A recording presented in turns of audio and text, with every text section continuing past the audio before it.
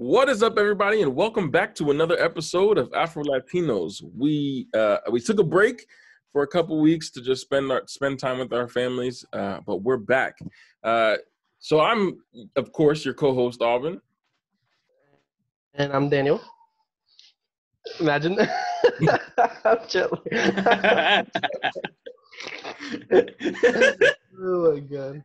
2 weeks off, and you're back with the tomfoolery, Cheney. I don't know what's good with you, bro. I had a break day, you know what I'm saying? And we are joined today on our show by a special friend of ours. His name is Luke, and he is coming to us from the Jocks of All Trades podcast. What is up, Luke? Hello, guys. How's it going? It's going. It is a beautiful day to talk about a lot of fun stuff. So I'm excited. It is. It is that. So, Luke, as I just said, you are one of three hosts of a podcast called the Jocks of All Trades. So why don't you tell us a little bit about your show, about yourself, let the people know who you are. All right. So, yes. So the Jocks of All Trades podcast is a podcast made up of, it was two of my friends, Brad and Kyle. They graciously decided to bring me on as person number 3. Basically, we are a sports podcast that's just getting up off the ground. We talk about everything from college football to NFL, NBA, fantasy sports. And so we just have a fun time. We have a fun time talking about stuff, try to give the people a heads up on what's going on in the sports world, just getting started and having fun. That's what's up. That's what's up. Gosh, dude. The original plan, of course, was to have all the jocks on the episode today. But, life happens, stuff happens, and Luke, you're actually the newest member as of I know. It's how the cookie crumbles. I guess it was just meant to be. So we're happy to have you, Luke. Thank you so much for joining us. Not a problem. So to our fans, our Afro-Latino fans out there, we're going to do things kind of the same way as always. We're going to do our thing, talk about what we got to talk about. We're going to do our You Think You Know at the end. But we're also going to incorporate a segment from the Jocks of All Trades podcast called Are You For Real? When we get there, Luke's going to tell you all about it. He's actually going to start us off on that segment, and then you're going to hear from us also.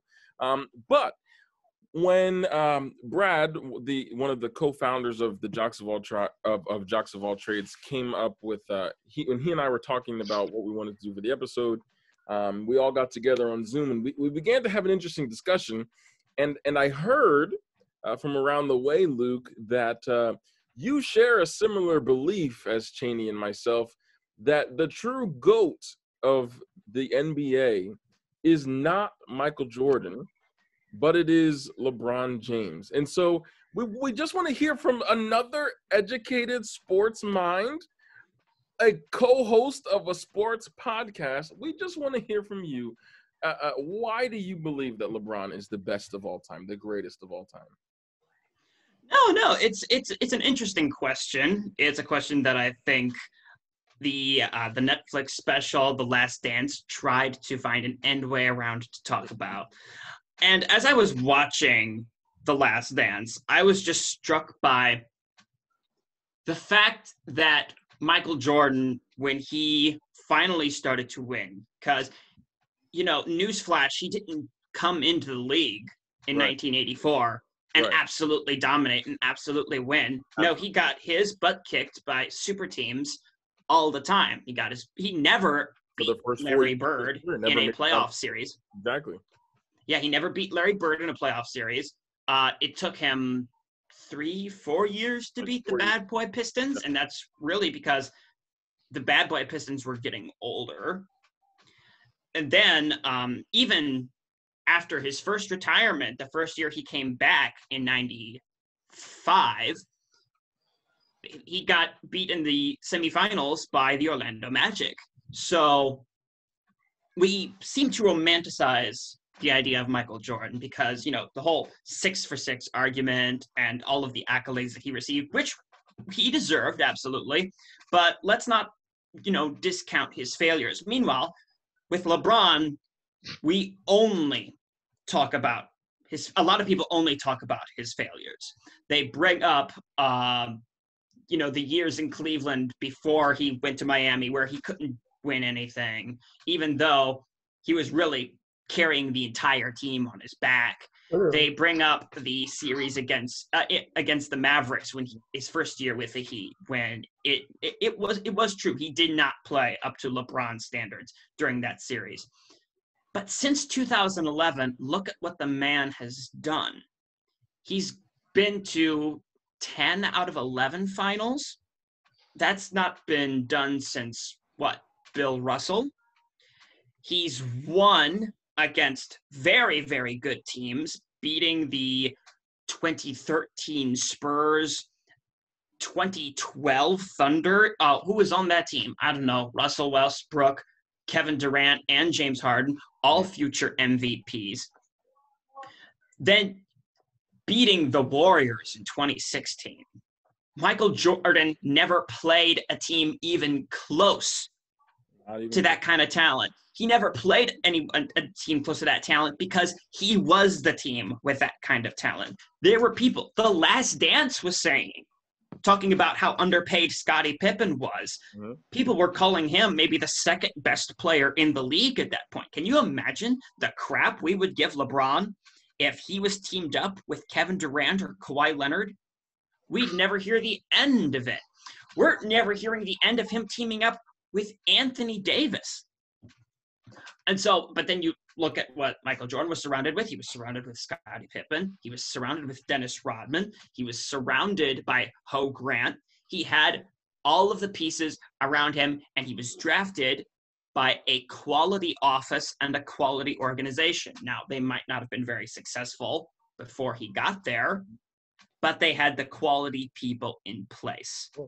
So LeBron's been able to do with much less, more than what we ever thought he would be able to do. You're seeing him now produce for much longer than Michael Jordan ever did. The consistency, the longevity is incredible.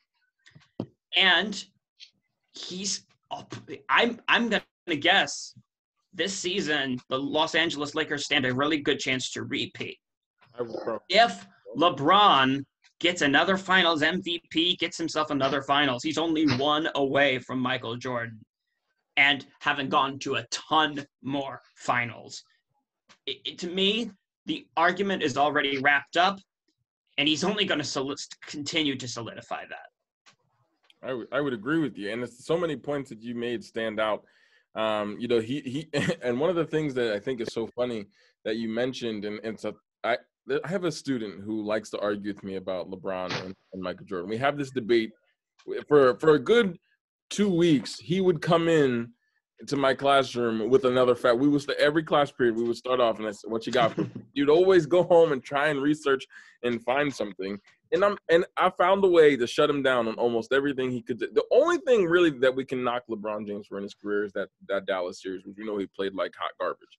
And that's the one thing. But like I'm looking at like stats and things, and Michael Jordan, what's so funny, he was so bad. Well, not him personally, but him and his teams were so bad in his first 4 seasons that they were able to get the number number 5 pick in the draft. The Chicago Bulls, because all my life I didn't even know that Scottie Pippen was drafted to the Bulls. I, for some reason, drafted. Like Dennis Rodman played for the Pistons before coming to the Bulls. I thought that Pippen was a free agent signed over or something like that, and then became great. No. The Bulls were so bad, Michael Jordan's first couple years in the league, that they were able to get a top 10 draft pick in the draft and draft Scottie Pippen. No time in LeBron James's career before Anthony Davis. Now, Anthony Davis is one of the best players of all time at his position. Definitely top 10 in the NBA right now.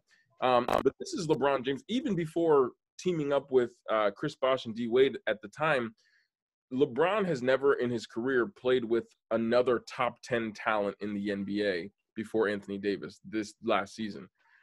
If you look, I would agree. In Jordan's career, not only did he have 2 other top 10 players, he was the best in the world. Scottie Pippen, probably top 3, top 5 players in the world. Dennis Rodman, for his position, defense, for who he was and my. brought to the team. Top 10 in the NBA for sure, easily top 15. LeBron never had that.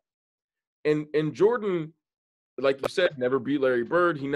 There's so many. He never beat Larry Bird in the Celtics. He never beat the Pistons. He didn't beat there was another super team that he lost, the Magic. He didn't beat the Magic when they were in their heyday, in their prime. And so, like, you just see so many places in his career that people like to romanticize, as you said, those 6 years. But those are literally only 6 years. He played for 15 seasons. Technically, they're 3 and 3. Right, because he's so that year break in the middle, and there's all that kind of stuff. And so, like, but yeah, it's crazy. He played for 15 seasons and made the playoffs 12 times, and only won 6 of those 12 times. Right. LeBron. But let's not discount the fact that early in his career, he would often go to the playoffs with a losing record. The Bulls often had a losing record going to the playoffs. And so, like, they were an 8th seed, automatically get bounced by Larry Bird and the Celtics in the 80s, at least. So, no, it's to compare the early years of Michael Jordan to the early years of the LeBron. What did LeBron do? He only took a team in 2007. He only dragged a team to the finals where the best player was maybe Mo Williams or Zydrunas Ilgauskas. So exactly. And so, like, even if we break it down to just like looking at Jordan's career, so we break it down, Jordan versus LeBron and their success in the playoffs. So when I look at it like that, I see Jordan playing for 15 years. He made the playoffs 12 out of those 15 years. Out of those 12 years, he won 6 times, which means he was 6-0 in the finals. 12 years, 12 seasons in the playoffs, he only won 50% of those championships. LeBron has played for 17 years. He's made the playoffs 14 times. And he has been to the finals 10 times. Already getting to the finals, he is more successful than Jordan ever was. He's almost made as many finals as Jordan made the playoffs. And so, and when I look at all of those things combined, I have a hard time being able to genuinely say that LeBron James is not the greatest player of all time. And maybe it's a prisoner of the moment. I never got to see Michael Jordan play, but I mean, LeBron, just what he's able to do on the court far surpasses anyone because he can do it by himself. I genuinely don't think had the he can play every position. Right. I don't think if the Bulls had drafted anyone else besides Scottie Pippen, had they taken someone else, I don't think that they would have had the success that they did. They might have won maybe as many championships as LeBron, but there's no way they would have done or he would have done what he did. I would agree. I would agree with that. Janie, anything to add? Yeah, I know everything you're talking about, but you're pretty much saying everything, so it's like, I just want to see if you want to jump in at all. I wanted to say something, but it's gone. Gone. I've seen a lot of posts about like the All-Stars that Michael Jordan had, which is like Scottie Pippen and Rodman, and it's like he only had like 4 or 5, and then they always want to put all the stars that LeBron had, Kyrie, Kevin Love, and all that stuff. But it's like Kyrie injured, wasn't at his best. Kevin Love was already just not Kevin Love anymore, like not Timberwolves. We're really gonna put Kevin Love on the same playing field as Scottie Pippen. Scottie Pippen. Yeah, right. They like to act like, and here's what's crazy. When to your point, Cheney, they're comparing LeBron playing with all of these players who, except for Kyrie Irving would have been the only superstar all-star player in his prime. Yes, LeBron James played with Ray Allen, but Ray Allen, when he was playing with Miami, was like 48 years old. He was not Ray Allen from he was not Ray Allen from the Supersonics. He was not, Kevin Love was probably in his prime when he came to Cleveland, but he did not play like he did when he was in Minnesota. Chris Bosh was Would you a baller call in Toronto. Yeah. He did not do the same thing in Miami. He was not playing with other people who were superstars in their prime. Michael Jordan was playing with Hall of Famers who were playing in the prime time of their Hall of Fame career. Yeah. Would you call D-Wade, when LeBron played with him, in his prime? I would say he was probably a year past his prime by the time. So 2007 was 2006. D Wade won with Shaq in Miami. I would probably say 2010 when they got together. He was at the tail end of his career, at the end of his prime. He played for 4 seasons in Miami, 2 seasons, 4 seasons. I don't remember, 3 or 4. I would probably say that by the time that they beat the Thunder in their second year together was probably the end of what you would consider D Wade's prime. His knees by that point were way too far gone to be anything successful, really. Yeah. But still, that's still not, D Wade, still as great as he is, as phenomenal as he is, still not the level of a Scottie Pippen, still not the level of a Dennis Rodman. He never had that. So no. And now that he finally does have it in LA, look what he's doing now. Granted, the bubble made everything weird, but hopefully we'll have a semi-normal NBA season this year. And the Lakers, I believe, improved more than maybe anyone else over the offseason. So we'll see how that goes. And if nothing else, they're at least going to be super high all season long. Did you guys see that the NBA is suspending their testing for marijuana for this season? Oh no! Due to what do they call it? Unforeseen circumstances and the stress of basically of how life is going. So here it is. NBA suspends random marijuana tests for 2021 for this season. Due to unusual circumstances in conjunction with the pandemic, we have agreed with the Players Association to suspend random testing for marijuana and focus our random testing program on performance-enhancing products and drugs of abuse. Similarly, to how they also enacted a similar policy during the bubble in Orlando during this summer. So if nothing else, if it's a weird season, at least they're going to be feeling they're going to be. You, Stephen A, telling J.R. Smith to stay off the weed. It should definitely be interesting. Yes. Let us transition and jump down. Let's actually skip the next one. Let's go jump down to talk about some football. I think football season is getting to kind of the point. I'm so sick of hearing Steelers fans flaunting their 11-0. So with that being said, who is the best team in the NFL, and who do we think will win the Super Bowl? Luke, as our guest, go ahead and get us started. Give me the Pittsburgh Steelers. The Pittsburgh Steelers. Hey, you don't go undefeated in the NFL unless you're playing the Jets. Oh my gosh, Alvin just turned on his camera. No, you don't go undefeated in the NFL, even unless you're playing the Jets every week, go undefeated 11-0 without being very, very good. I don't believe any of that, because, and I'll tell you why. They've beaten the Titans. They've beaten the Ravens with Lamar Jackson. They've beaten a surprisingly good Cleveland Browns team. They've beaten everyone that they've played. The Chiefs can't say that. I mean, no other team in the league can say that. Look, I put some respect on the Steelers team because yes, they won. Alvin isn't even going to give them respect. Look, I give respect because they can't control who they're scheduled with. If they get scheduled with the Jets all season, that's who their schedule was put with, and they won the games that they were scheduled to play.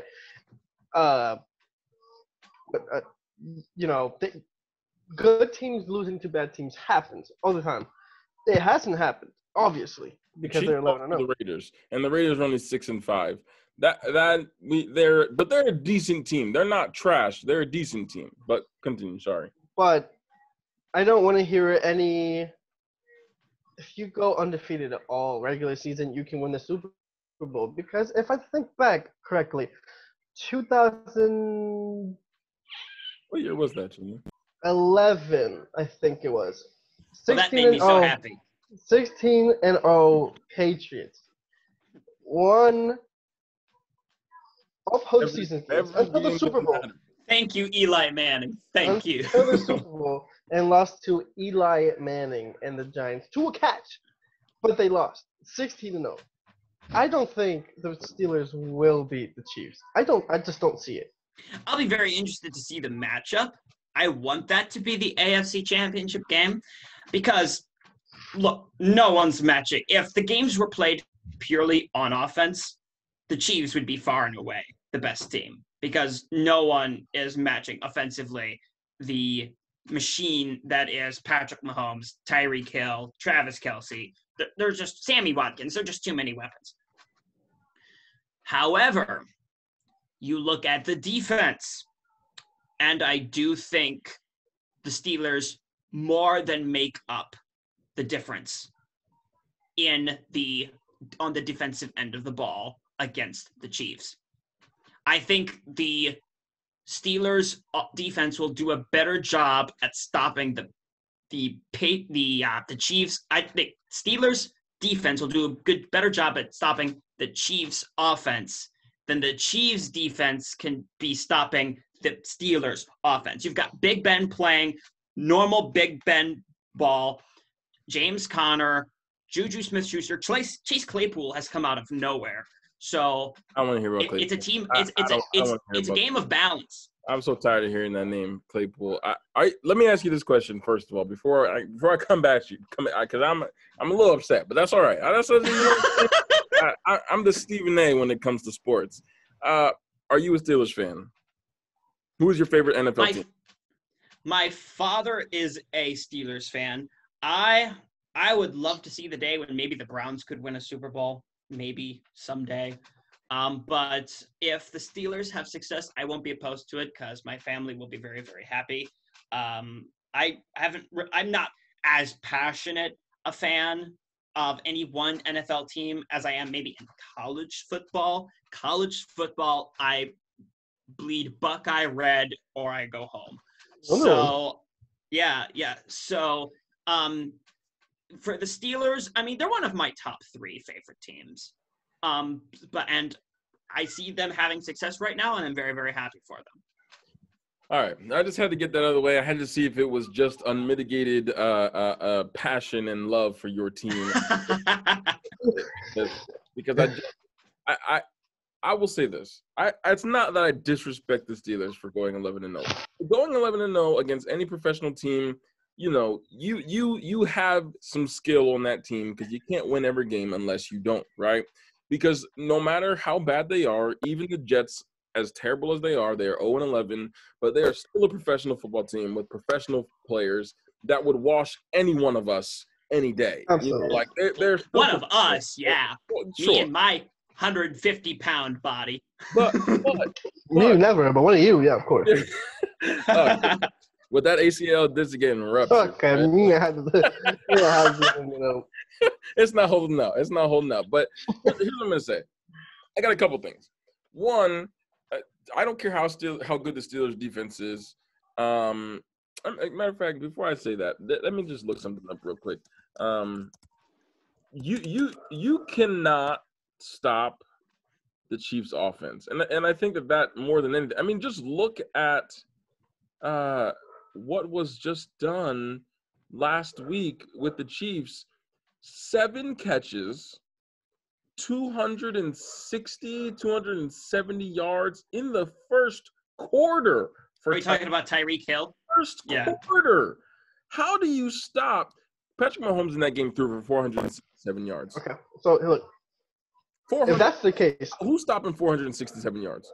Obviously not whoever they played. Obviously, they played the Buccaneers. and they still came up pretty close. They won by like 2 points, something like that. But Yeah, it was. Yeah. But that's that's Brady throwing.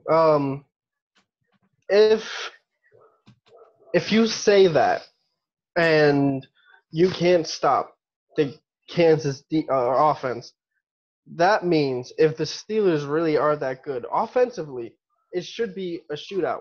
Unless Kansas defense actually outplays the offense, then I don't see you Steelers going anywhere. Because their offense does not match up. It just The does. offense doesn't match up. I will totally agree with you on that. No one can match up with Kansas City's offense. But the fact that look what Tom Brady, old Tom Brady, on Jocks of All Trades, I like to call the Buccaneers the Tampa Bay retirement home, because that's really what it is. It really brought back Gronkowski from the dead, but yeah. Exactly. All of that. So you have, if the Tampa Bay retirement home can play enough defense to at least make it a game, the fact that you had Tyreek Hill going off like that in the first quarter and consistently that Chiefs offense blowing out the Tampa Bay defense, but Tom Brady still being able to bring Tampa Bay within shooting distance with the weapons that he has, which aren't a ton. Imagine what Big Ben is going to be able to do with Juju Smith-Schuster, James Conner in the backfield, Chase Claypool. I know you're sick and tired of hearing that name, but he has come out of nowhere a little bit. He caught 4 touchdowns against the Eagles defense. The Eagles defense is the worst defense in the NFL, probably besides. But 4 touchdowns against any defense is impressive. I am a diehard Eagles fan. I watched the game, and the Eagles defense can't stop a pencil from falling off the table. You can't give me he's the best, blah, blah, blah, blah, blah. He's good, okay, but 4 out of his 11 touchdowns came in one game against the Eagles, whose defense. I'm not saying Chase Claypool is Tyreek Hill. I'm not saying that. What I'm saying is he poses enough of a threat that Kansas City's going to have their hands full, at least on the defensive end. AJ Brown for the Titans in his rookie season last year was much more formidable to me than Claypool. I'm not saying he's the best rookie receiver we've ever seen either. I'm just saying he poses enough of a threat. So I just one last thing. I just have to compare the two. I think people understand the 2 best teams in football. If you look at it, we're going to look at the Steelers and we're looking at Kansas. Patriots. Oh, Kansas. All right. Nobody's looking at the Patriots. Not even you right now are looking at the Patriots, my friend. If I compare the schedules, they have played equally terrible schedules, right? Like I said, the Pittsburgh Steelers do not impress me because they're 11-0, and 3 of their wins came against the sorry NFC East. You beat the Giants opening week. You beat the Eagles in week 5. You beat the Cowboys in week 9. Now, to be fair, in the opening week, that's when the Giants, I believe, they still had Saquon at that point, right? Yes, they shut down Saquon in game 1, but I don't want people to bloviate and to act like the Giants were really supposed to be that much of a threat to you. No. But Saquon is still a threat in and of himself. Saquon is still phenomenal. He's fantastic. He did get injured not injured in that game, but they did hold him to like 9 rushing yards. We'll give him that, sure.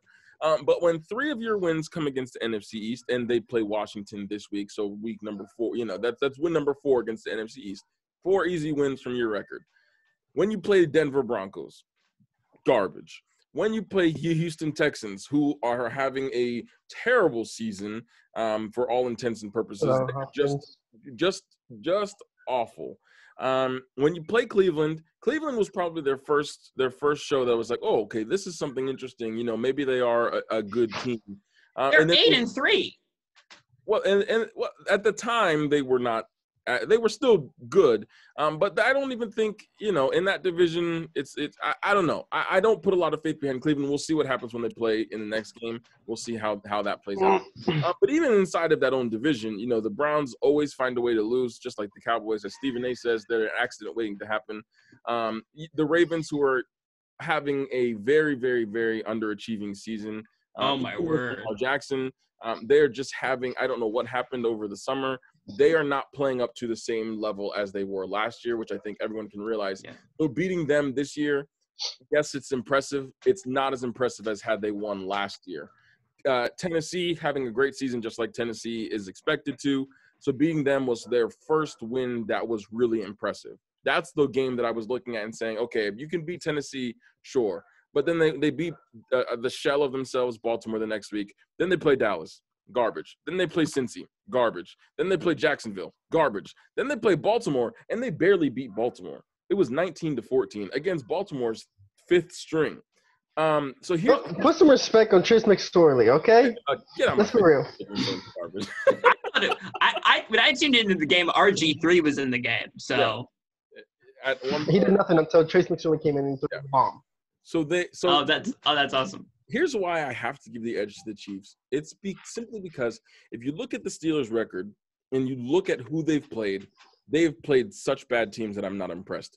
Also, a lot of these games that they're playing are coming down to a one-possession game.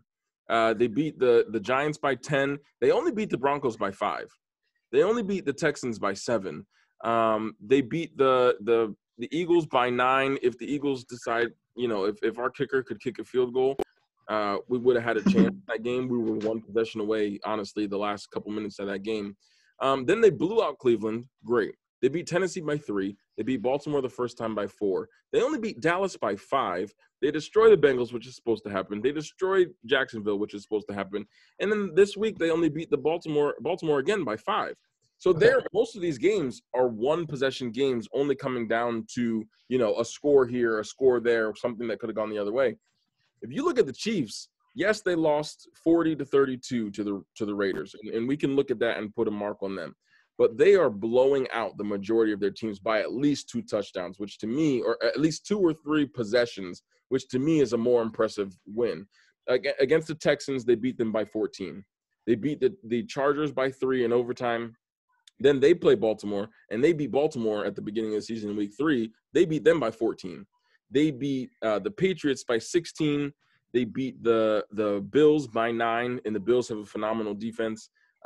Bills by 9. They destroyed Denver. I don't even know if my math skills are going to work that fast. They beat them by 27, and then turn around the next week and beat the Jets by 26.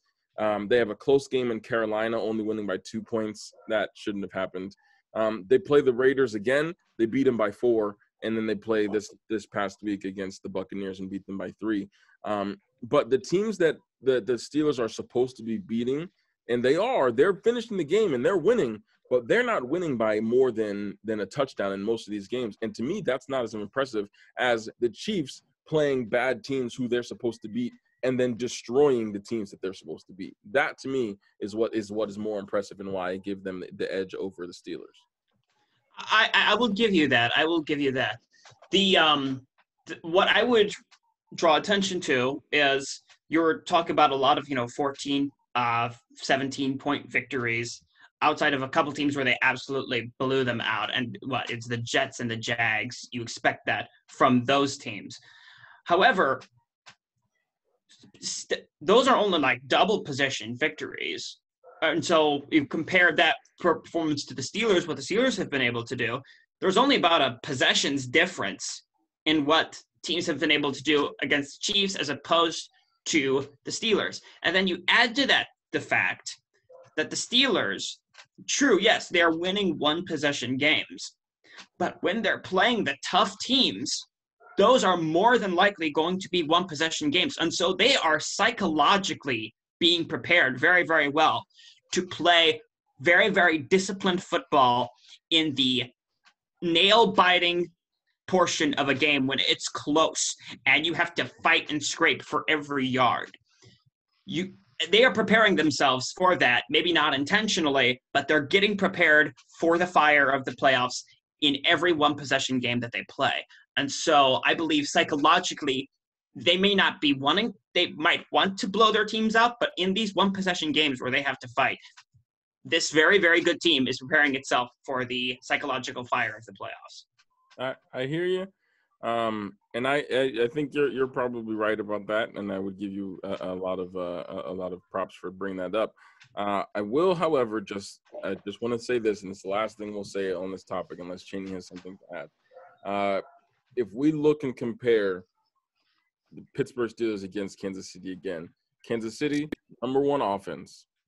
The Steelers' offense is ranked. How many teams are in NFL? 30? 32. 11. So 32 minus 11 is 21. They're ranked the 21st offense in terms of yardage per game, which is relatively low. Points per game. Let's see if I can sort it by points per game.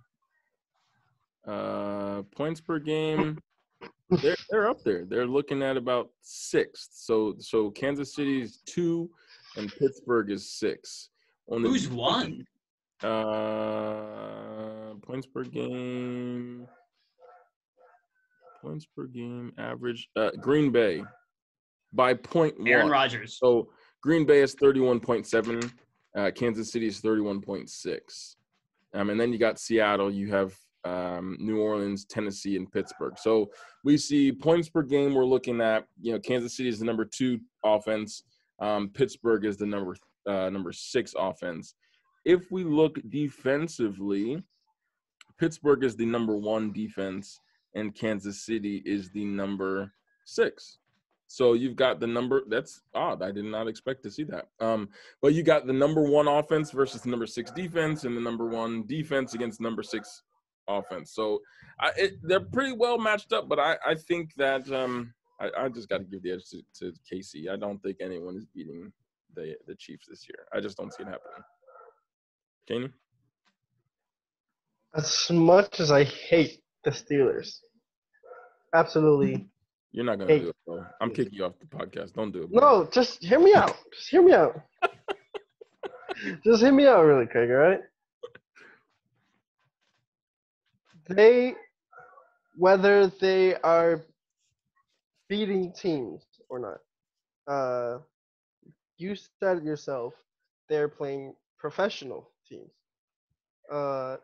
We do not expect the Steelers to beat anybody by 20 points, unless the Jets, maybe, probably. But they're still playing professional teams, whether they're winning by 5 points or not. So they obviously worked for that.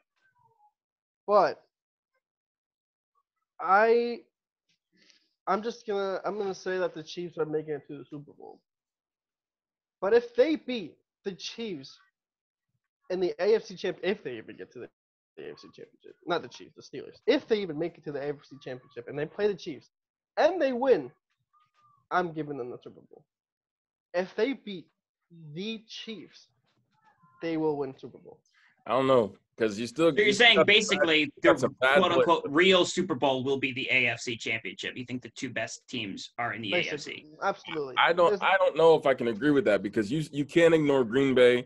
You can't ignore Seattle. Those 2 teams are. Seattle's defense is trash. Yeah, but you got to stop DK Metcalf, and apparently nobody can do it because he's the number 1 receiver in the NFL right now. So, in terms of yards, he is the league leader in yards this season. So I mean, and you still got to put respect for Russell Wilson. You can't ignore him. So I don't know. No, absolutely. He's the only reason the Seahawks are doing anything.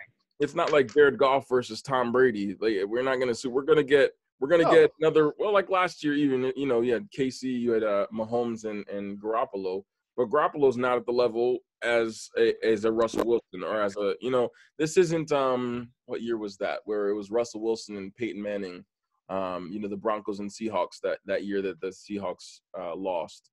I couldn't tell you. Retired 2015, something like that.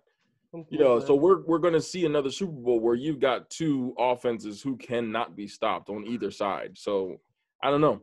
Mm-hmm. Unless you have the Steelers, in which case it'd be more of an iron curtain, steel curtain over there. Yeah. So I'd be interested to see it, but I don't know, man. I don't know. I think it's going to be fun. I like the odds of the Patriots making the Super Bowl. To be honest. I'm sure you do. It's not gonna happen, but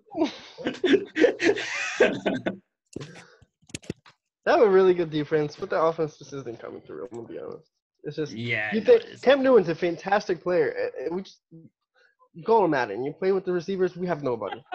We have nobody. okay. If we're The gonna go line by Madden, isn't the I'm gonna best. go by Madden standards. I'm playing with the Eagles this season with the team without injuries on, and the team that I have right now in the second season. Well, the Eagles, I had them at 13-3. What was it, Cheney? What did I have? No, it was 11-5, right? 11-5. 11-5. 11-5, and right now they're 3-7. So if we're gonna go by Madden, clearly it's the Eagles and the injuries, and not because I can win with them, and if I can win with them, the team should be good. And in the second season, I have Jalen Reagor. He just got an X factor in like week 3 of his second season. But in If he real was life, not he injured. got injured in week 3 and has been out for like 5 weeks. So clearly we can't go by what Madden shows because I went 13 Yeah. the Patriots, and they're 5-6 right now. So like, so exactly, you understand what I'm saying. It just Madden is, the best receiver we have is also N'Keal Harry.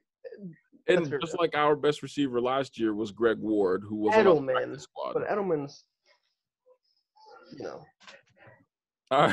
All right. Switching gears a little bit. We're moving on from the NFL, jumping back into the NBA. Actually, we're gonna go with this question because I think it's an interesting question posed. And I want to put a little caveat on this question. So the question, Cheney, we're gonna start with you. I don't know what that means, but you can go ahead. Just wait. Let the man talk. Caviar? Isn't that like food? I use words. You see, here's the thing, Luke. Kenny doesn't speak English, so so sometimes I use words that are too. It's a bit out of his lexicon. You know what I'm saying? So I got to break it down a little bit. I don't even know what that means either. I hope I it means, the book with the words. I hope that's what that means. So I want to put a little stipulation. You know what a stipulation is, right? I can use Something like that. put Yeah. a little stipulation on this. There's a condition in play. Condition. That's the one I'm looking. All right. So if you could start a franchise with any player in the NBA right now, what franchise would you pick? Like location, where would you put it? And what player would you pick? And let's imagine it is outside of the obvious top 5 in the NBA.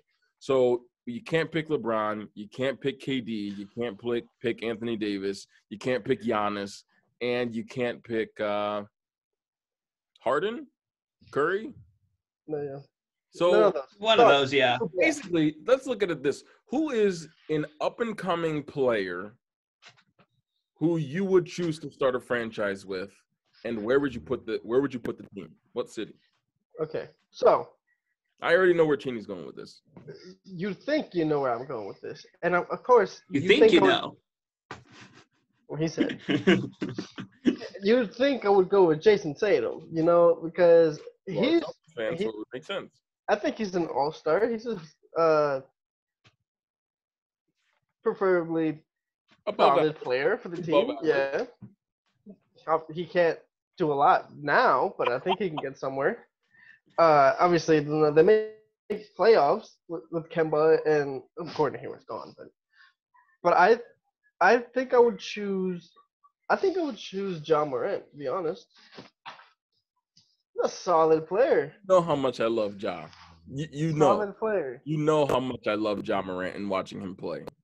He's a solid player. I think I would build a franchise over him. His explosiveness and his athleticism and his he can do no wrong in my book.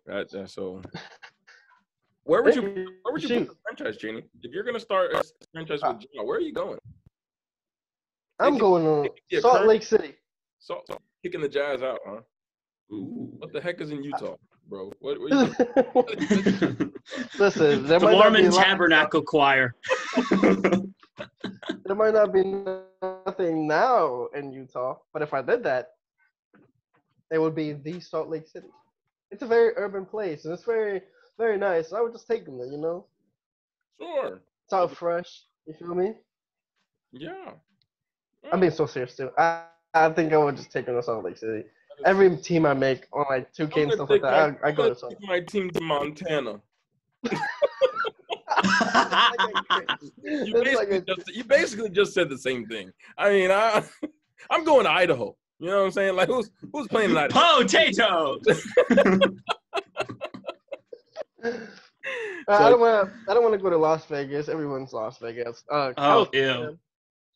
There's like 70 teams there. I don't want anywhere like big and known that already teams there. Like I know Utah has Jazz already, but like I'm also not gonna go to Montana. I'm not gonna go to That's fair. Wyoming. Like North Dakota. Like who lives in these places? Nobody. I just imagine nobody like does. It's just flat. It's just there. It's flat, you know, just mountains. There to be on the map. I don't really think there are people there. It's just like a placeholder so that the United States looks like something. You know, it's just. I get it. Basically, yeah. I get it. Luke, we're losing fans as we speak. Luke, you want to jump in? If I had to pick any player, except for the ones that we listed, I think I'd take Luka. And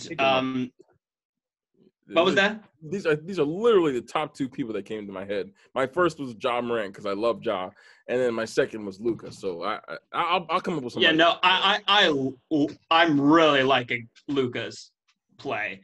I'll be interested to see what he does now with Kristaps back with the Mavs, and Christmas Day game they're playing the Lakers, which is not. I hope it's LeBron and AD versus Luka and Kristaps, because that'll be awesome to watch. If I had to take Luka and put him anywhere, I'm going to put him in a place that hasn't seen a lot of sports success recently. I think I might take him over to the Pistons. Okay. Bring some playoff success back, maybe to the Motor City. I like that. I like that pick. Okay, so you're taking Ja to Salt Lake. You're taking Luka to Detroit. All right, hear me out. Yeah, because they ain't got nothing going on with Lions either. So no, they don't have. They have zero to look forward to. And the Tigers. They used to be good. Like really has nothing. 15 years ago, they used to be good. Who, Detroit? Yeah, Detroit. No, Detroit went to the World Series in 2006. Justin Verlander. And they went to the World Series in 2006 and in 2012. The problem was, I think they were almost too good for their own good. Both of those years, they swept the ALCS, and the NLCS dragged on for all 7 games. And so in baseball, you have to be hot. And so the Tigers were sitting there for more than a week waiting for the NLCS to finally wrap up. And by that time, they were already cold. Yeah. All right. So hear me out. Here's where I'm going. If I had to choose a player and a franchise, I would take Devin Booker. Ooh. I like Devin Booker a lot. Great scorer. I think they just need a couple pieces. I mean, he was 20 years old and scored 70 points in the game. So, I mean, you're not doing that just you know what I'm saying? I just can't see many players at his position that are better than him, and being so young, I really like him. And I think I'm going to go a little off the cuff here. I think I'm keeping him in Phoenix. And here's why. Well, here's where I'm going. I'm going to Toronto. I'm going to the entire different side. And there's only one reason why I'm going to Toronto, and it is because when I play 2K and I start a franchise, I always pick the team that has the best jerseys. Toronto's jerseys. So not only do I'm okay with the red and the white, They have a camo throwback that they sometimes use that's pretty fire. But the purple throwback jerseys with the red Raptor, when I think about Vince Carter and I think about the honey dip dunk when he just with the elbow and hung on the rim, and I think about that jersey, I would just play in that alternate, and I would either do that or I'm going to Vancouver. Well, I'm going to Memphis, where Jock plays now, because the Grizzlies have one of my favorite uniforms, that teal throwback jersey. I might go Alaska, but so I would go Alaska. I was thinking about Hawaii, but I figured the travel, having to fly in to the city and fly out every time we would go to a game, would just be a little taxing. And I feel like the fan base wouldn't be super high, because how many people are really flying to Hawaii to watch the game? And how many people are actually in Hawaii? Like, exactly. Yeah. Now that I've thought about it, I'm actually going to take Luka, put him on the Pistons, and then move the Pistons to Flint and call them the Flint Tropics.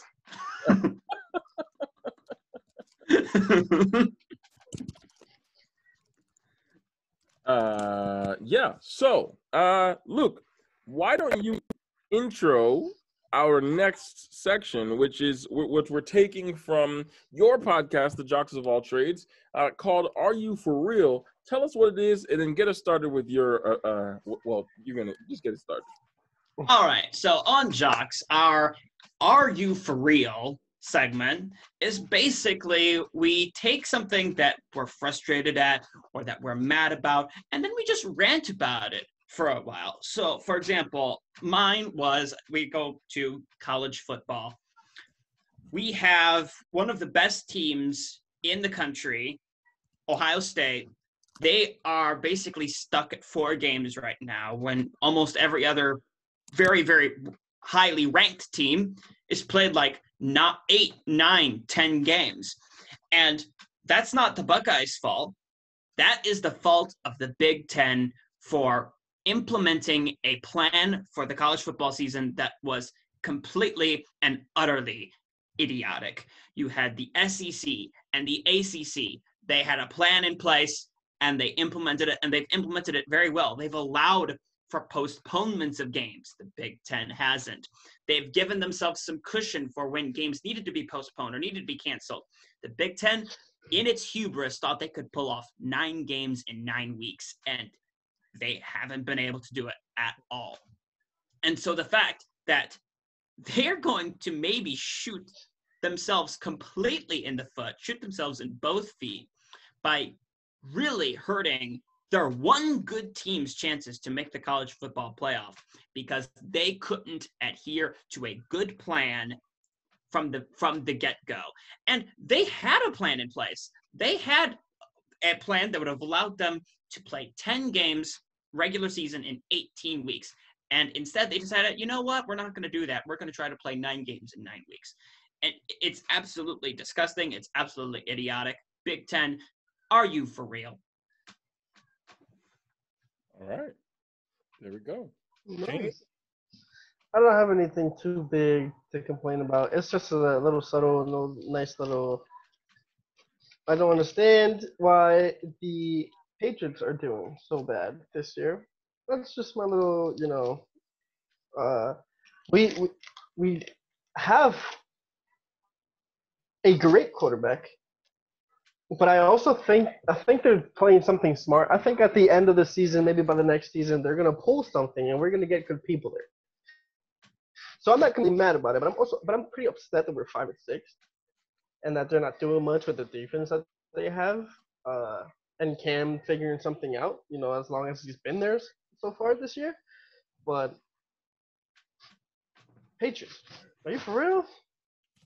I got a question. I like that. I like how y'all do that, by the way. That's pretty tough. I'm not saying we're gonna take it, but it wasn't my idea. It was Brad and Kyle's idea, and so I'm now sharing it with the world. There we go. That's what we like.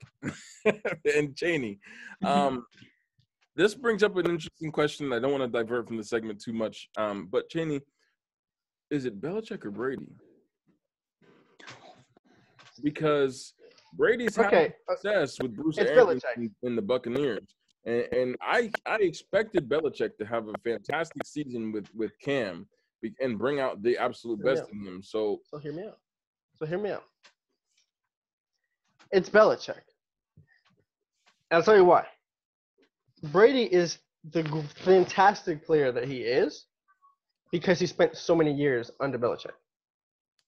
Now, he's like a year or two before retirement, and he's still solid because of what he learned under Belichick.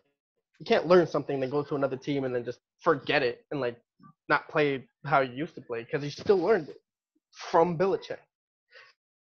Now, they're not doing so hot right now. And Cam is obviously not doing the greatest, but Brady was there for years. Cam just got there to the team. If Cam were to stay in the Patriots for a couple of years, do you know what this man could do? I think Belichick would just, my God, it's Belichick. I wouldn't say Belichick. But now here's my question, and I can dig it. I can see where you're coming from. But I just have a question. Cam Newton, MVP player. He's won an MVP. He's been to Super Bowl. He's a great player. You would think, sure, it takes time to learn a new system, but Tom Brady's already doing that, learning a new system. Teams learn a new system every year. That's. He's playing the game. Tom Brady's playing football. He just, I don't think it's a system. Tom Brady just learned greatness from Belichick. I'll say that. It doesn't exactly have to be the system. It doesn't have to be like the coach or the plays and stuff like that. If you give, at this point, you give Brady good receivers. Taking on a Chargers defense. He's gonna do. He's in the video. Evan? You played something and it was like I was looking up something about Cam Newton and it had video and I didn't, or audio, and I didn't know it. So I don't think it's about learning a new system. I think he still has the system that he learned, but he has receivers to throw to. He has time in a pocket that he can figure out because you know what I'm saying? Like he learned that stuff from Belichick, how to sit in that pocket, how to do all that stuff. So he just he applies that to where he's at now, and just plays the game. He has receivers to throw to. He throws it. He knows not everything, but everything, because Listen, I get what you're coming from. I hear what you're saying. Cam Newton's just got there. He's an MVP. When's the last time he won an MVP? He wasn't. If he was so good, it was 1 year. The year they went to the Super Bowl. That year that they lost to the Broncos, he won the MVP. So whatever year that was. But just hear me out, Janie. Just hear me out. Cam Newton's current stats right now, as of the moment we're sitting in this minute, thrown for 1,984 yards, 4 touchdowns, 9 interceptions, and his QBR is a 50.6, which puts him at 26th in the NFL. What did I say earlier? This is his first year with Belichick. Tom Brady's first season with Belichick in 2001, he threw for 2,843 yards, 18 touchdowns, and 12 interceptions. I don't think that has to do anything with the system at all, to be honest. If I may interject. First years with Belichick. That's all I'm saying. Yes. If I may interject, Tom Brady was drafted by the Patriots. Am I correct? That is true. Okay, so there is truth to the saying, you can't teach an old dog new tricks. At least not quickly. Cam Newton is 31 years old. Brady was freshly drafted. So there was still some flexibility there. He was still younger. I don't think we'll see Cam Newton play to extremely well. At least not very, very quickly. However, if Bill Belichick is still around by the time the Patriots draft their new franchise quarterback, whoever that might be, I will be interested to see what he does with that person. Okay. If he can turn them into a Tom Brady-esque player, or whether and if he doesn't, then we will need to say, oh, it was Tom Brady. Okay. There you go. And also, like, Tom Brady he was 199th pick. He was young, and he was behind Drew Bledsoe. Drew Bledsoe. Drew Bledsoe, yeah. Drew Bledsoe. Was still there. It's Drew Bledsoe, though. He's not nothing crazy. It's not big. Bledsoe. But he didn't learn from Drew Bledsoe. No, he He didn't grow from him. He was only behind Belichick. No, you're right. He was only there for one season when Bledsoe got injured, and then he had to take over. So it's still basically the same thing in my eyes. But I'm probably wrong. What do I don't see why you don't think it's. I agree that it's Belichick. I'm just playing devil's advocate. I'm just trying to put the other side and show why it could be Brady for someone else who is wrong and thinks it's Brady. I agree with you that it's Belichick. I'm just being annoying. So the usual. I would tend to think it's really a mix of both. I mean, you look at how the two are doing right now. You have Belichick, who's the Patriots even right now are almost a good team. They're just a few things here and there that need to be improved before they're like, okay, that's a good team. Similarly, the Bucks, you have a very good. You have. They're doing okay. They just have a few other places where they need to improve before, there's a good team. So my guess is really that it's a mixture of both. It was really a marriage, the perfect marriage, really, that was the Brady-Belichick pairing. And so the question then really I have is, if Brady was going to leave the Pats, I think he really should have retired.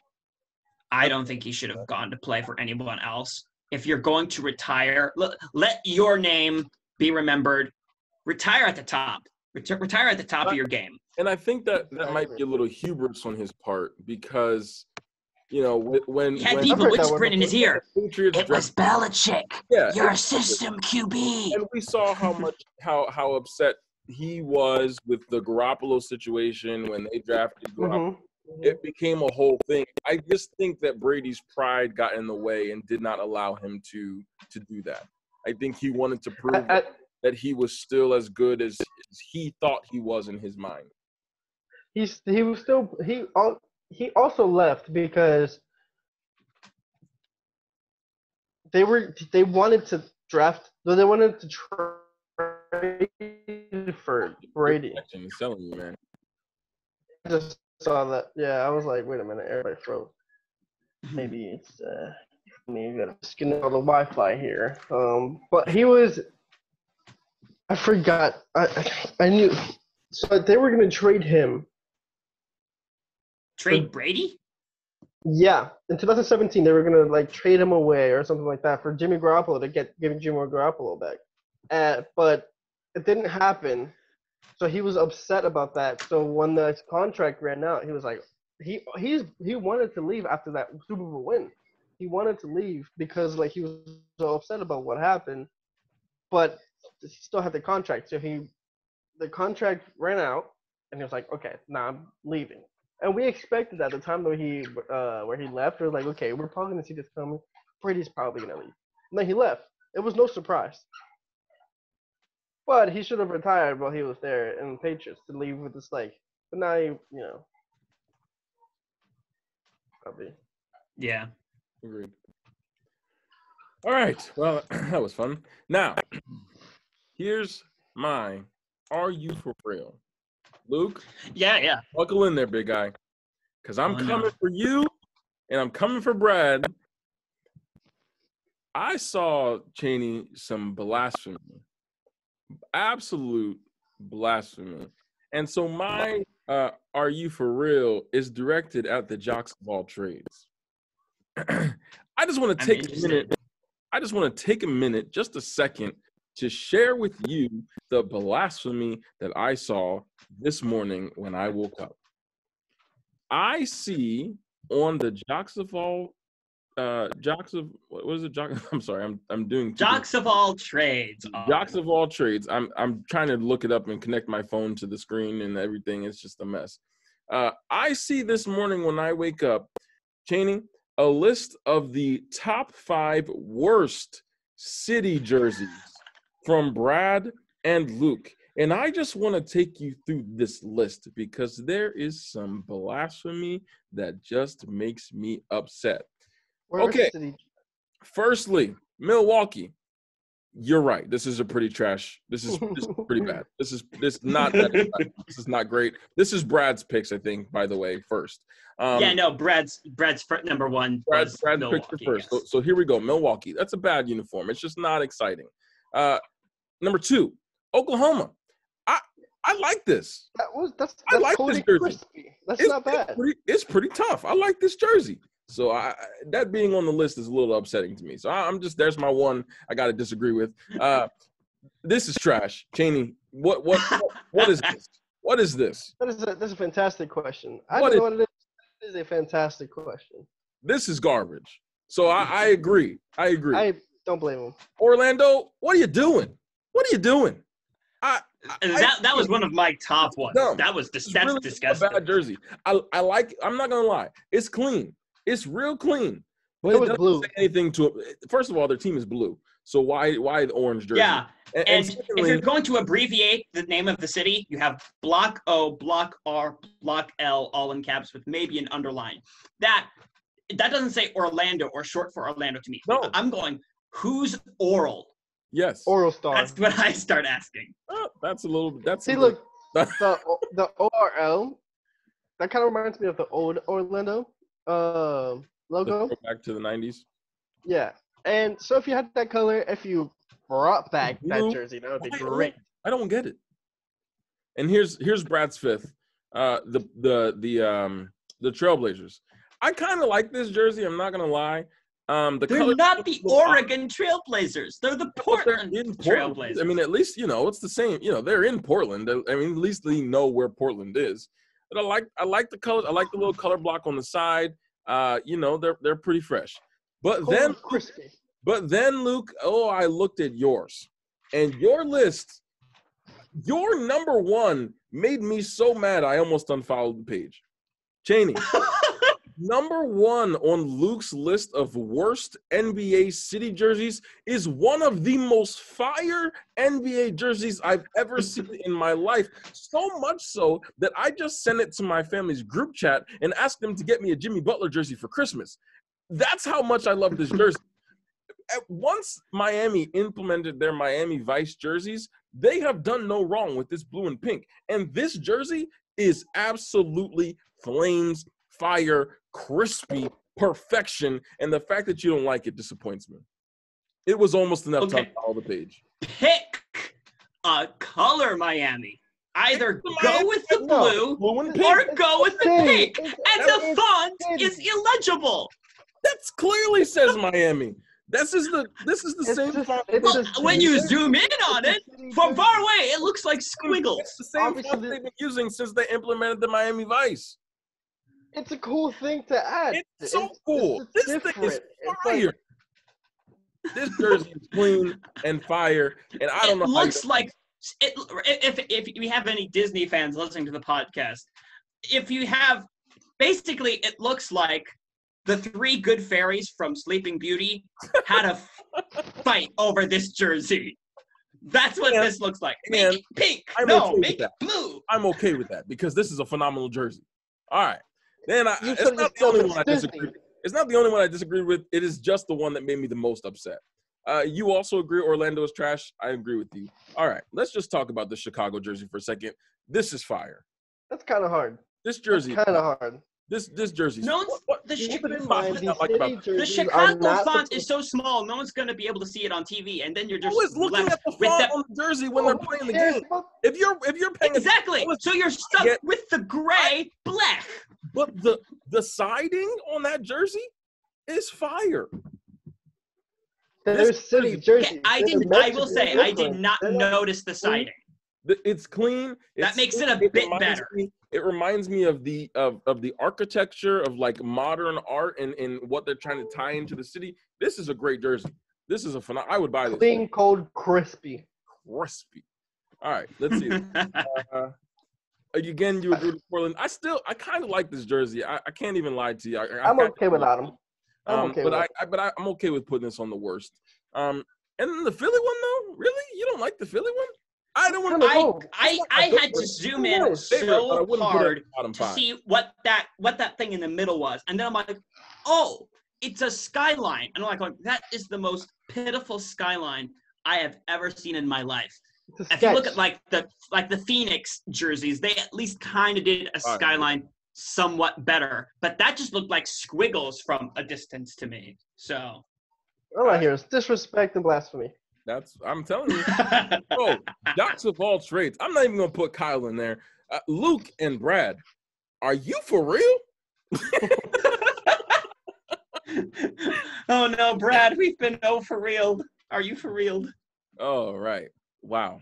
All right, that was fun. I like that. I like that segment a lot. No, it is fun. It is fun to rant.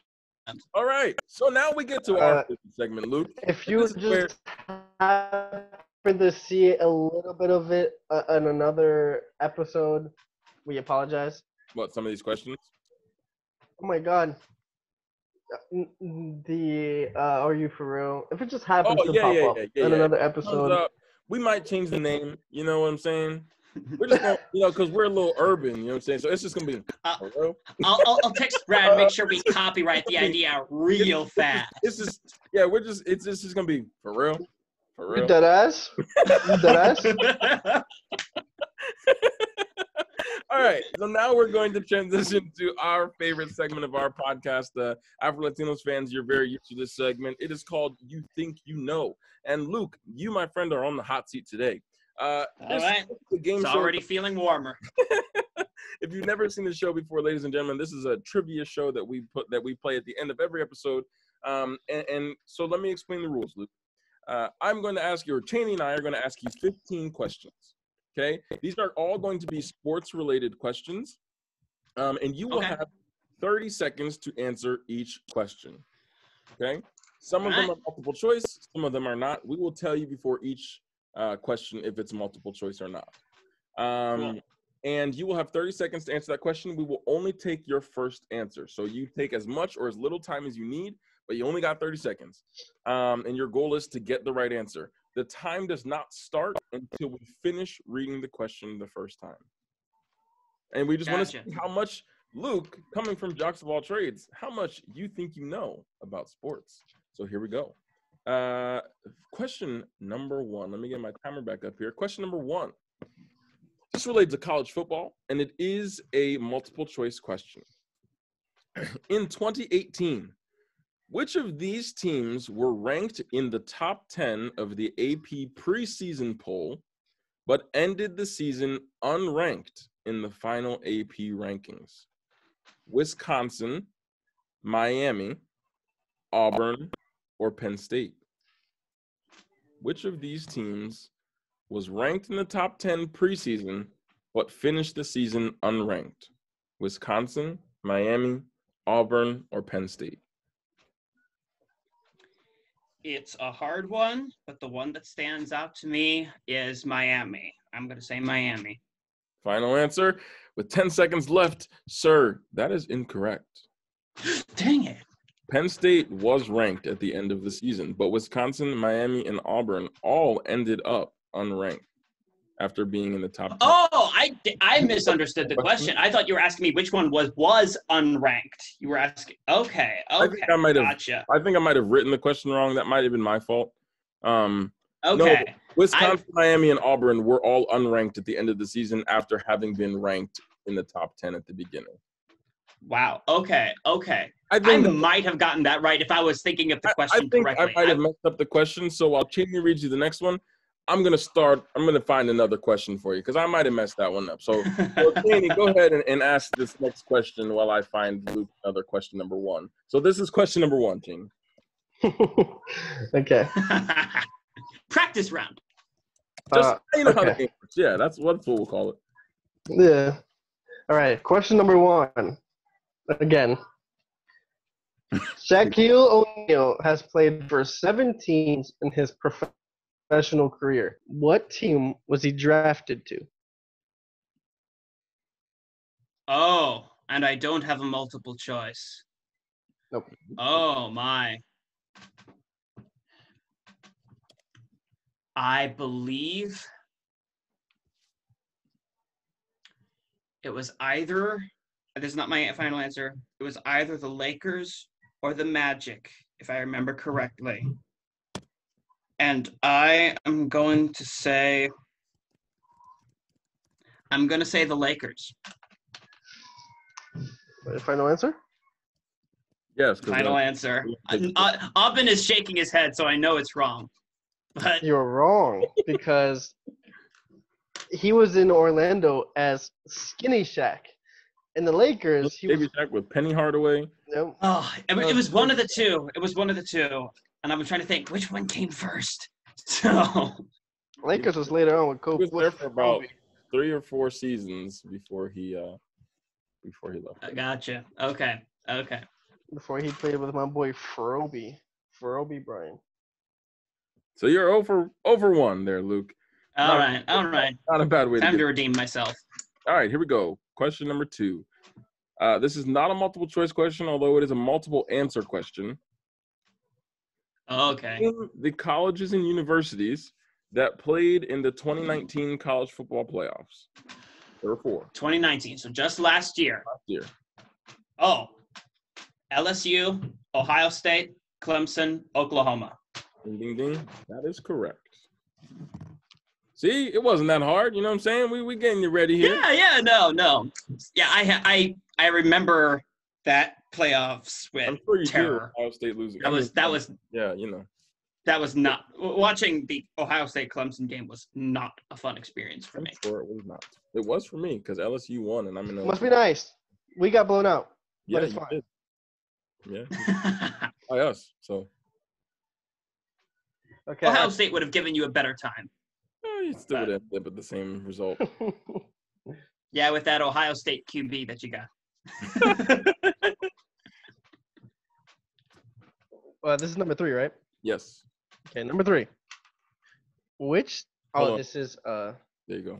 Yeah, this is multiple choice. Okay. Which 2 players are tied for the lead for career opening day home runs among active players? Mike Trout and Josh Donaldson, Bryce Harper and Albert Pujols, Mookie Betts and Luke Boyd, or Ryan Braun and Nelson Cruz? Which 2 players? Oh, Which 2 players? Okay. Which 2 players are tied for the lead in home runs? In opening day home runs? Opening day home runs. Mm-hmm. Oh, that is a hard one. Could I have the options one more time?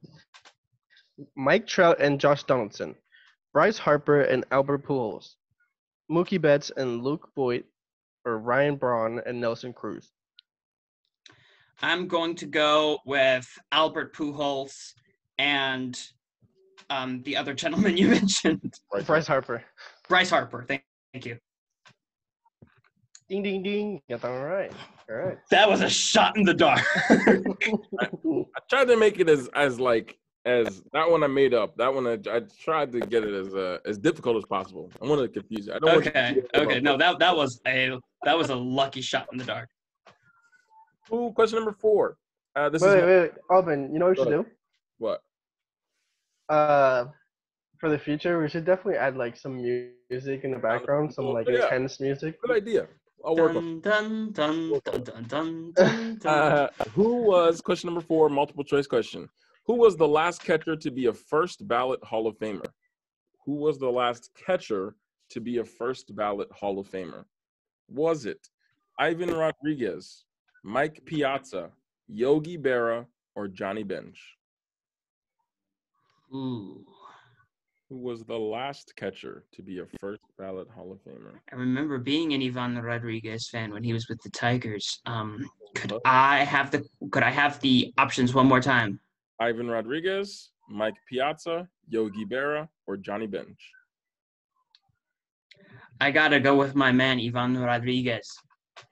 Pudge Rodriguez is correct.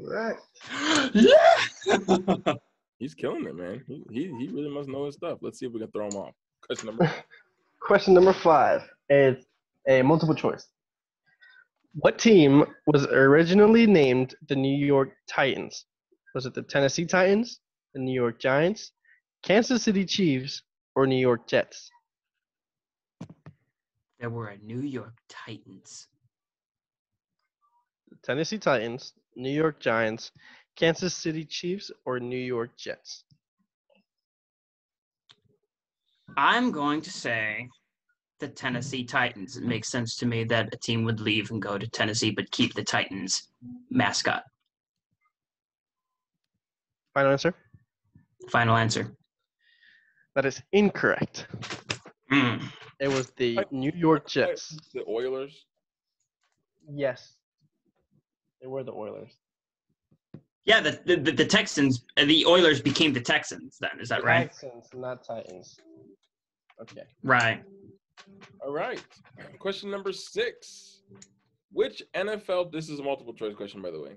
Which NFL team features a helmet logo on only one side of their helmet?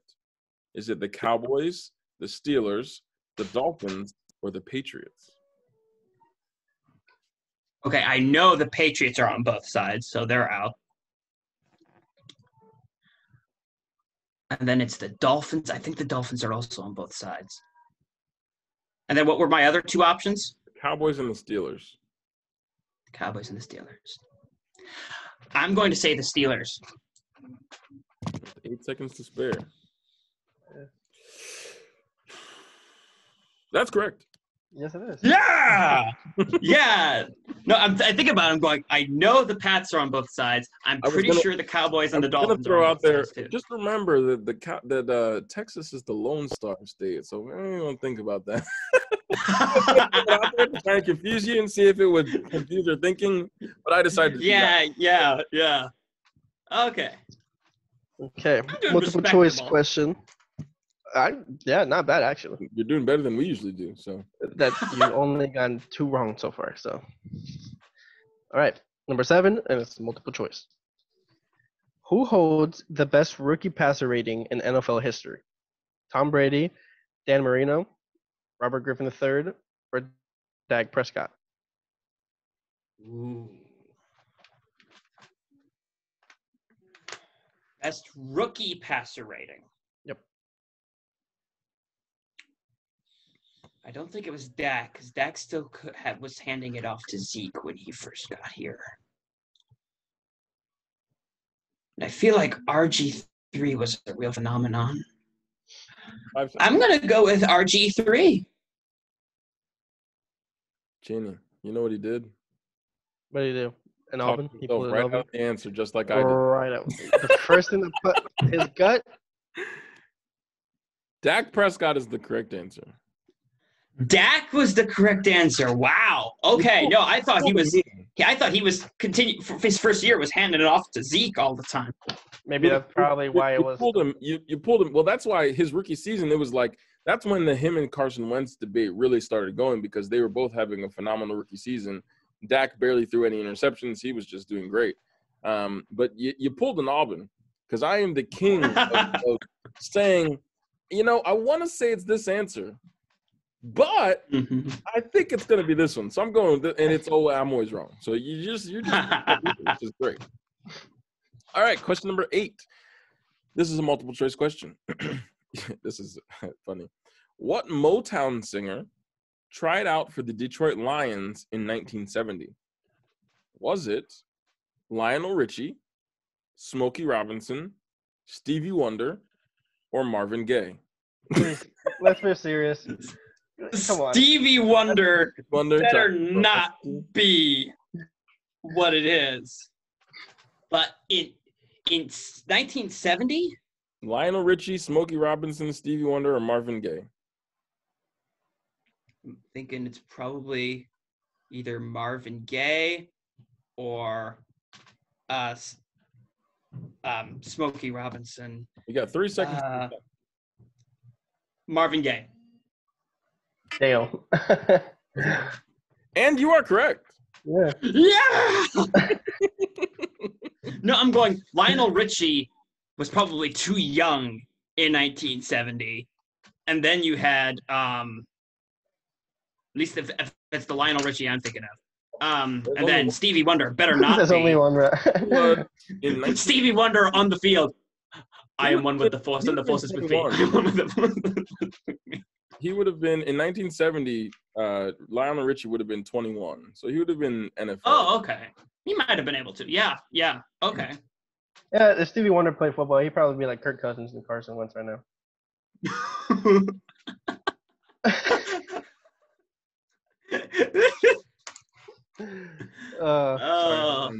I'm sorry. Next question. Right. This is a multiple choice. What team won the very first ever NBA game? The Chicago Stags, New York Knicks, Philadelphia Warriors, or the Toronto Huskies? Wow. Could I have those answers one more time? Chicago Stags, New York Knicks, Philadelphia Warriors, or Toronto Huskies? I'm going to go with the team that's still here, the New York Knicks. Ding, ding, ding, my brother. Wow! Wow. I'm thoroughly impressed, by the way. I no, be impressed because I must be in lucky seat because I'm I'm shooting in the dark. I'm using the force. It's hitting, so. All right, next question. Question number 10. This is not a multiple choice question. Okay. Who was the first player in NBA history to be elected league MVP by a unanimous vote? Oh, Steph Curry. Steph Curry is correct. Dang, I was hoping you'd get that one wrong. No, I remember everyone made a big fat hairy deal about it.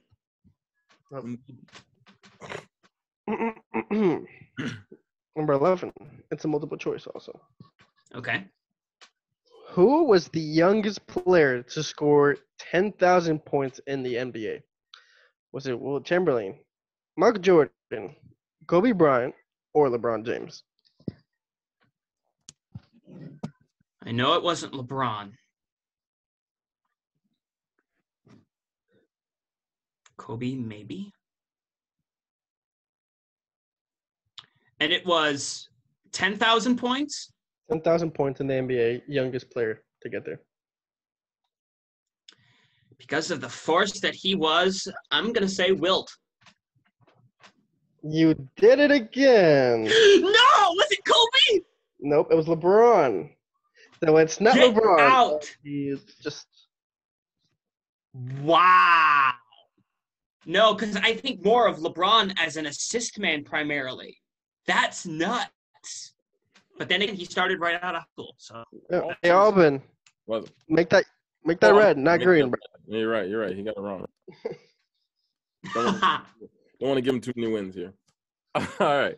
Question number 12. This is a multiple choice question. Who was the first major league player? This is baseball. Who was the first major league player to ever have his number retired? Was it Charlie Robertson, Lou Gehrig, Babe Ruth, or George Kelly? Ooh. Could you give me those names one more time? Charlie Robertson, Lou Gehrig, Babe Ruth, and George Kelly. I'm thinking it's either Lou Gehrig or Babe Ruth.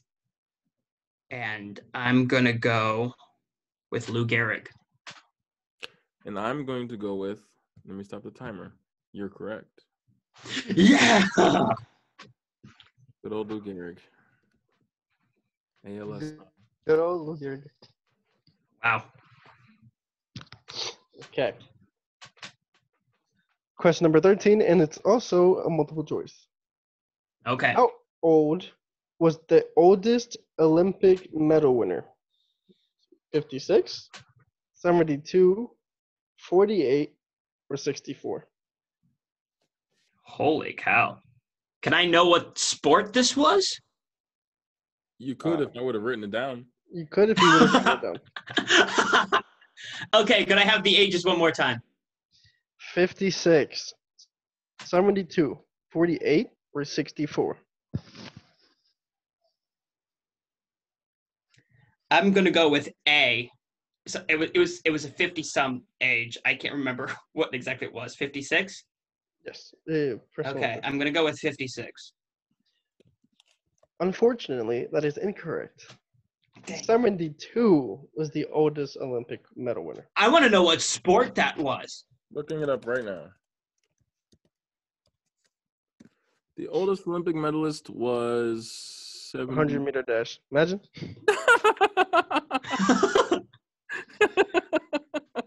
That would be nuts. He was, I think it was shooting. No, why was that the sport I had in my brain? It does make sense because I don't see them doing anything else. Maybe throwing, not jumping. I'll tell you that much. Yeah, no. His name was Oscar Swan.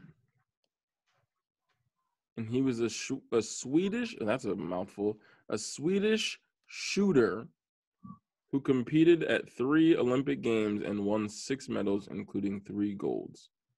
So Wow. in 1908, he won 2 gold medals in the running deer, single shot events, and a bronze medal in the running deer double shot individual event. He was 60 years old, a year younger.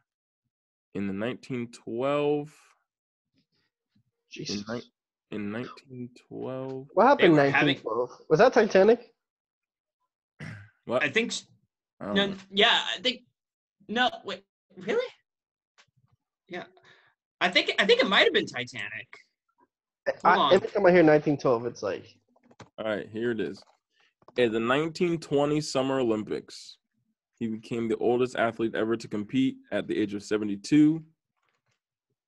And he won 4th place in the single shot running deer and 2nd place in the double shot running deer contest. Wow. So there you go. Wow. sounds like me. Impressive. Impressive. I don't know Kudos about to him. All right. All right. Hobin's turn. Oh, is it my turn? Yeah. Sorry. For number 14. Question number 14. This is a multiple choice. Which first round draft pick refused to play for the Milwaukee Bucks? Was it Kareem Abdul-Jabbar, Julius Erving, Magic Johnson, or Larry Bird? I know it wasn't Larry Bird, and I'm pretty sure I'm not pulling an Aubin. Kareem went to the Bucks, so I'm pretty sure it's not him. I am going to say Julius Erving, the doctor. Well, the good news is you didn't pull an Aubin. The bad news is you didn't pull an Aubin. So you But were. the good news is you got it right. Yeah!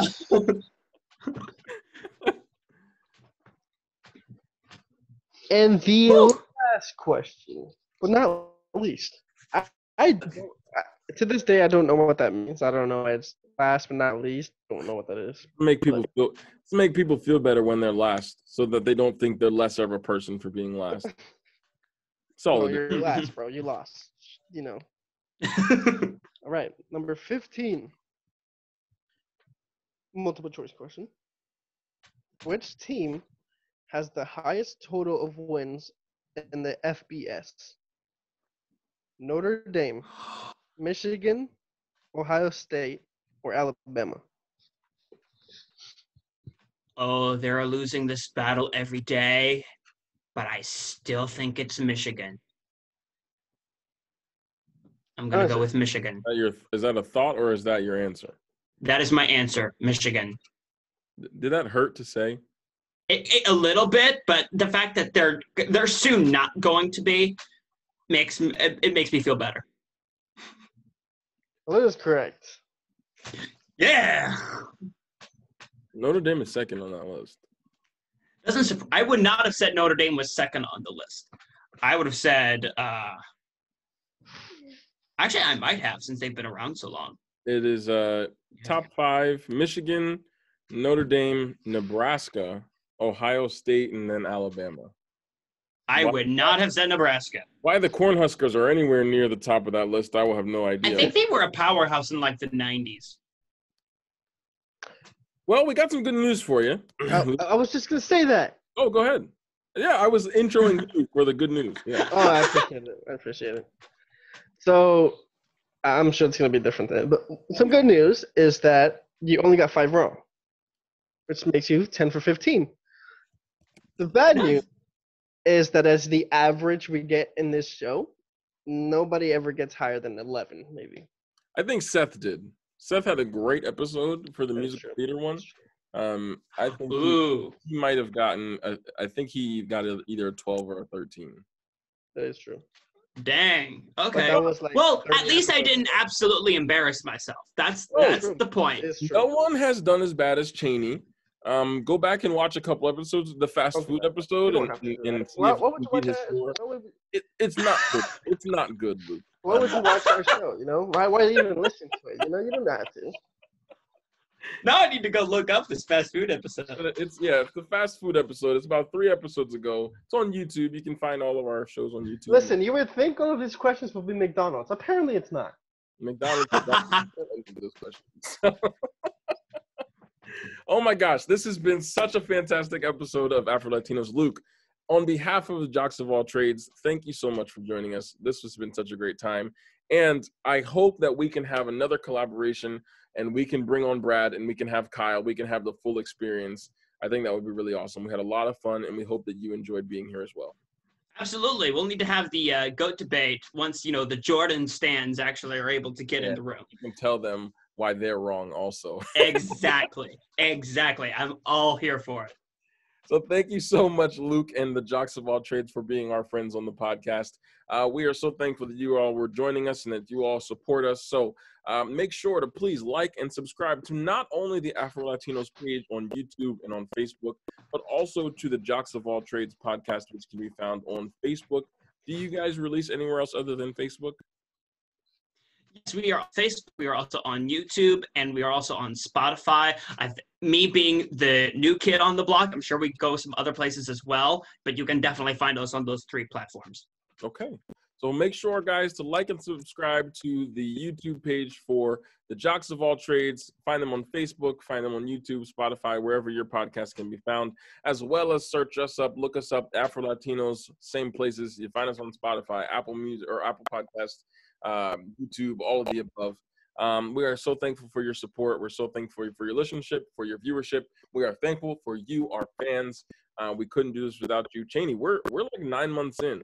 It's almost up to 9 months that we've been doing this. So it doesn't feel like it, but it also does feel like it. So it feels like, it feels like we haven't done much, but it also feels like we've been doing this for 2 years. It does.